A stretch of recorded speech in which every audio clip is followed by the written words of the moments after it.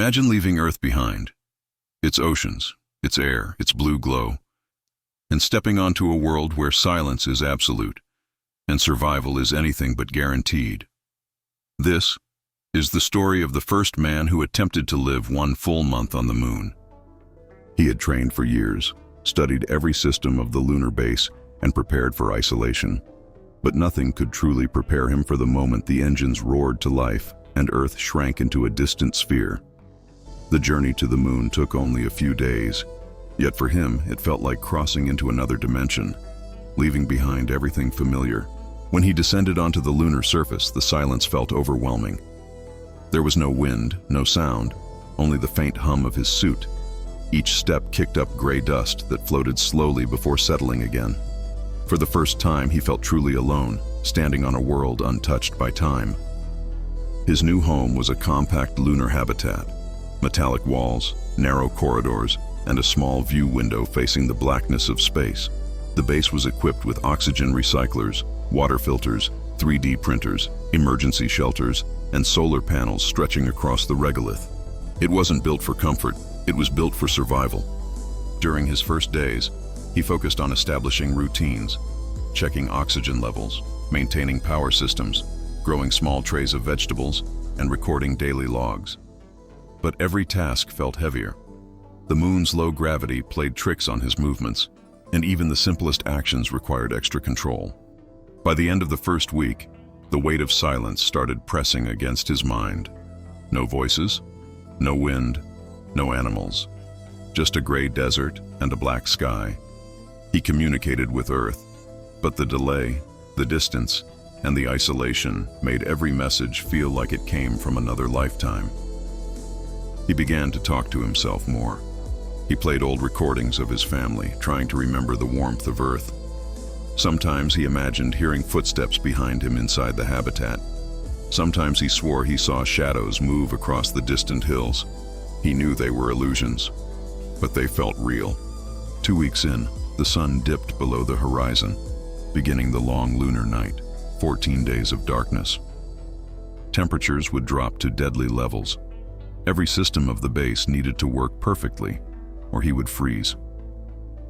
He secured the habitat, checked the batteries, and reinforced the walls with regolith shields. Living in darkness for days changed him. Without sunlight, his body struggled to keep a sense of time. He constantly adjusted heaters, monitored the energy reserves, and rationed every watt.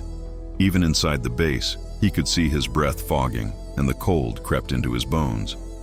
On the 20th day, the oxygen recycler malfunctioned. A microscopic tear in one of the filters triggered an overload. Alarms echoed through the base.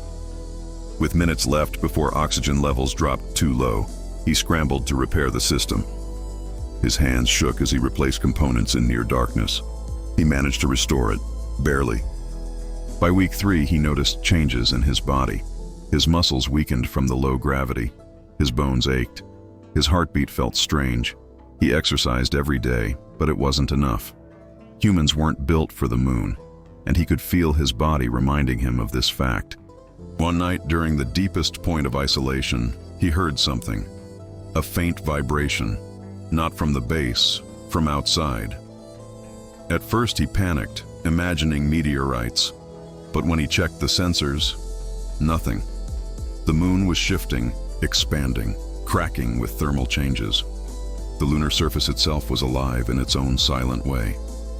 On day 25, he received a message from his daughter. Her voice cracked through the speakers.